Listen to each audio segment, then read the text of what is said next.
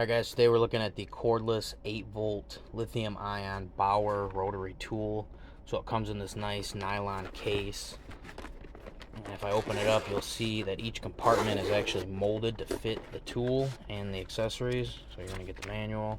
And then each section right here is molded. This isn't just the cheap plastic, it's actually part of the case. So you get the tool, you'll get the charger. The charger is actually it's a micro USB, which is kind of annoying, but it's 9-volt and it is 1 amp output, so you can't just use your regular house charger for your cell phone. Most of those are 5-volt output. You're gonna get an accessory kit here, over 40 different items. You got sanding blocks, you've got some cutting wheels, you've got polishing pads, a couple stones. The plastic case on here is actually decent, it's not too flimsy and cheap. And then you also get the guard. So looking at the tool here, you've got the power button here, you've got a spindle lock right here. Right here you've got the charge level indicator LEDs. Down here are your speeds. You've got 5 different speeds here. So when you turn it on, it starts off in the 3rd speed. And then just by the press of a button, you can either go up or down. So the speeds are 5,000 to 30,000 RPM. This does have the collar, so you can put different accessories on here, different Dremel accessories and whatnot. Got the spindle up here. It's got a nice brass collet on the inside. 1/8-inch collet. And then if we look at the back of the tool here, there is the micro USB port, and then you've also got a hanging loop here. Wish they would put USB-C on these things, but micro USB is what you get with it. So I picked this up for $44.99. I will do a couple different cutting tests with it, sanding tests with it, and then I will go ahead and open this thing up so you guys can check out the build quality on the inside. Alright guys, so I've got a test set up here. I'll do some cutting and sanding on this self-tapping screw.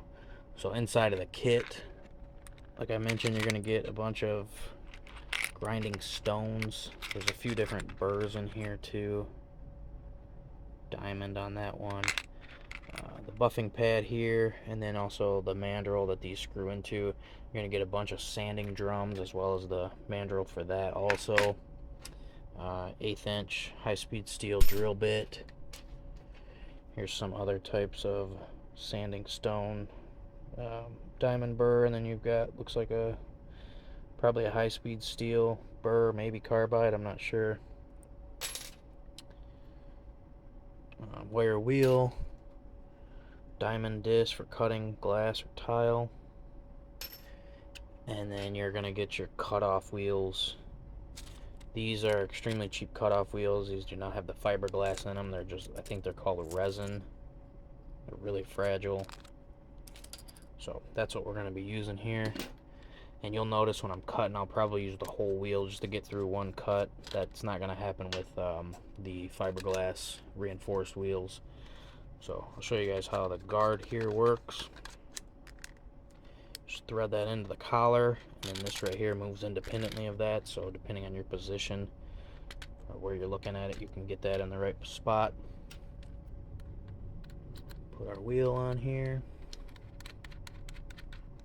and then the kit also comes with the wrench, and the wrench serves 2 functions. You've got the open end here for the spindle, and then the back side is a flathead blade for tightening and loosening your different attachments there. Go ahead and lock this down. One thing with these wheels is you want to spin them fast or they'll vibrate, they'll chatter, and they'll end up wearing out even faster. So we'll go ahead and put this on 30,000.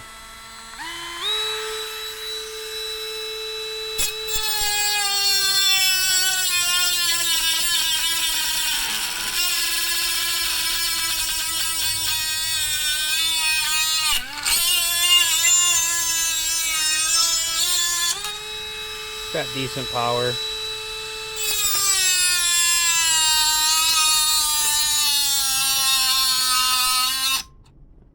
push too hard, it will turn itself off. So what you got to do is you got to turn it off, turn it back on, and it's always going to go to level 3 on the speed there, so you have to ramp it up if you wanted it to go higher. And the wheel just broke. So that's what happens with those cheaper wheels like that. So I definitely suggest upgrading if you're going to do cutting. So let me throw the sanding drum in here and I'll show you guys what that looks like. Alright, so now we've got the sanding drum on here. I don't know exactly the grit on that. It looks like about 100 grit. So I'll just sand the top of this bolt here. Go to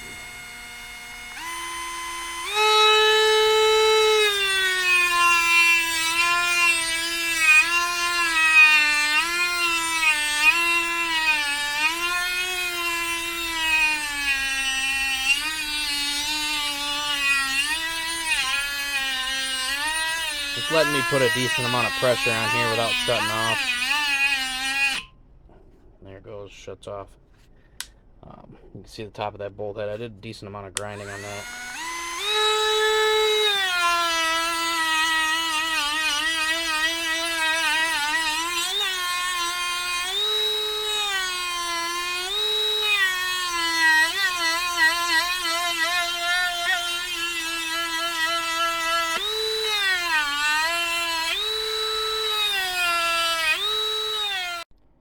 Alright, so I've already went ahead and taken out the 6 T10 screws. So you've got 6 in the body here, and then the collar at the top also helps hold it together. Take a look on the inside here. Nice tight fit. Got a small rubber boot right here that presses up against the motor. If you look at the circuit board though, there doesn't appear to be any type of coating on there, so I'm not sure if dust is going to be a problem with this thing. Maybe shorting out, I'm not really sure. Looks like 2, I guess 18650 cells. Not sure on the amp hour rating on those. There's the motor. Look up here, you've got a bearing. Right there is the locking detent pin. Switch right here is on a really long throw. Let's see if we can take that out. The actual switch on the board looks really cheap, so definitely be interesting to see how long that lasts. I mean, this tool is not really built for heavy duty use. Back here you can see where the board goes to the micro USB.